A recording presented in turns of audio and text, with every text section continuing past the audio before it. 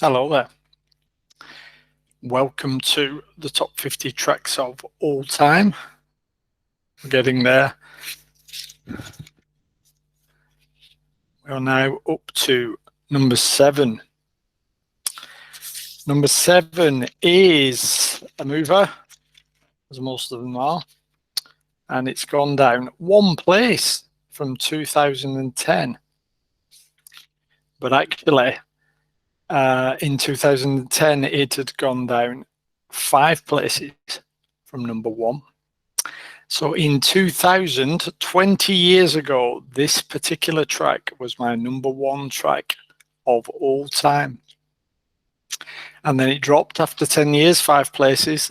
So a significant drop. And then 10 years later, it's dropped a measly 1 place to number 7. The track comes from 1985, so another of the 80s, and in fact, the penultimate one. There is only 1 track from the 80s left. So what is it? It's an artist that's featured already once. I can't remember how many times the artist featured in the 30s or 40s, one of those two. The artist featured 5 times, same as New Order this time, but this time this is the second and final appearance of the mighty Tom Waits from the album Rain Dogs. So anybody who's talked to me for more than 10 minutes about music already knows that this is the almighty time. As I said, number 1 20 years ago, and number 6 10 years ago. So pretty staple in my favorite tracks ever made. Tom Waits is basically a genius. You only have to think about the amount of times he's been covered, and the fact that lots of people actually attribute his songs as some of their favorites of their own favorite artists without realizing their artists have actually covered Tom. I just found a Spotify playlist of 80 Tom Waits covers. I'm not going to go through all them, but I can tell you some significant ones, especially seeing as I've got one of my close friends, Ian, who's a huge Bruce Springsteen fan and is eagerly waiting for when Bruce Springsteen will appear in my chart. Me and him have had a few debates about that particular artist. So, for example, there is one song, Jersey Girl, from the album Heart Attack and Vine, which is actually not a Bruce Springsteen song, but is in fact a Tom Waits song. Rod Stewart, who's pretty big in the UK, Scottish artist, and he's crap. For anybody who has the unfortunate situation of liking him, but 2 of his bigger tracks, Downtown Train and Tom Tribert's Blues, otherwise known as Waltzing Matilda, are both cover versions from Tom Waits. Tom Waits himself had an interesting response when he was asked what he thought of the Eagles cover version of Old 55, which again is a Tom track. Tom, in his usual way, replied with, I think I have an Eagles record at home. I use it to keep the dust off my turntable, which I quite liked. For those who don't know, Tom Waits is actually an actor as well. He's not just a musician, but he's an actor. He's appeared in quite a few films. One of my absolute favorites being Down by Law, a Jim Jarmusch film, which he's in. He also plays Renfield, character in Dracula in the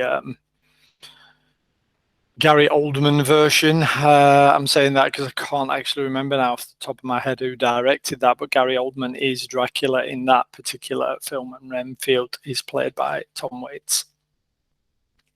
But it's his music we're looking at now. and specifically this song. It's multifaceted. The song's called Time. Time is mentioned quite a lot in the chorus. The different verses are actually scenes from different people's lives, different street people's lives.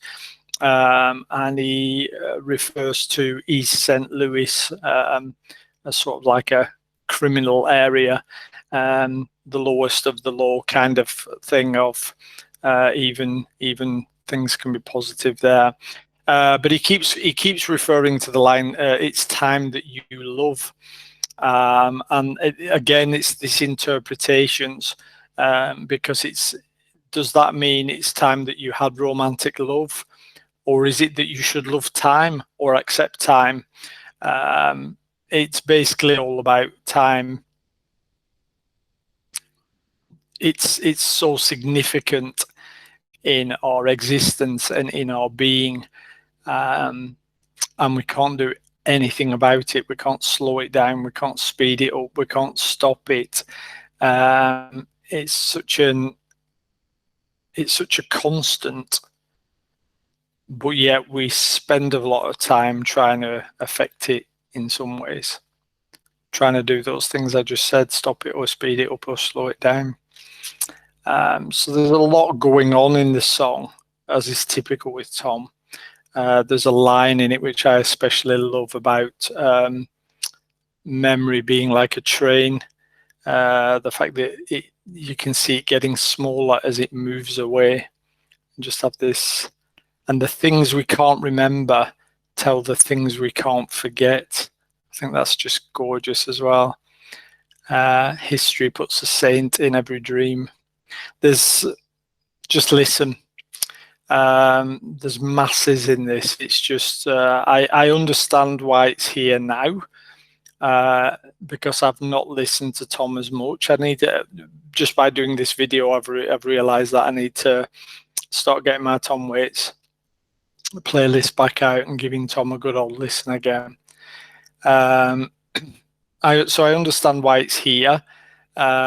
I also understand that why it's not moved too much from 10 years ago, because 10 years ago it also started the drift, a little bit of a drift away from constant Tom listening. That all began at university, when a friend of mine at university gave me a compilation after I made the cardinal sin of saying I'd not actually heard of Tom Waits, and that got quite a few reactions from quite a few of the mature students in my group who couldn't believe I had not heard of Tom Waits. They actually started chucking song titles at me to try and to do what I was doing earlier of saying, oh, you might think you've heard a great song by Rod Stewart called Downtown Train. It wasn't his, but I hadn't actually heard of many of those either.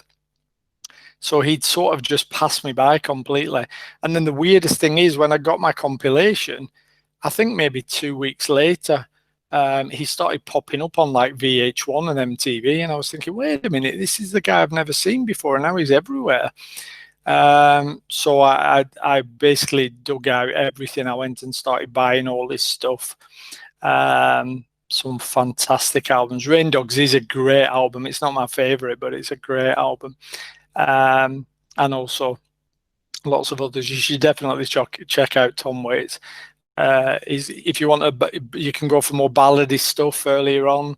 You can go for rocky stuff. You can, if you think about November that I played earlier, that's taken from a German opera, as I mentioned. So there's a real mix of styles and ideas within Tom's music. But I also understand why 20 years ago it was #1. When I was a mere 30-year-old, I still had great taste in music. Think about that, you that are right there in 30. What are you listening to? I hope you're listening to top quality like Mr. Waits. But it also means there are 6 tracks better than this one.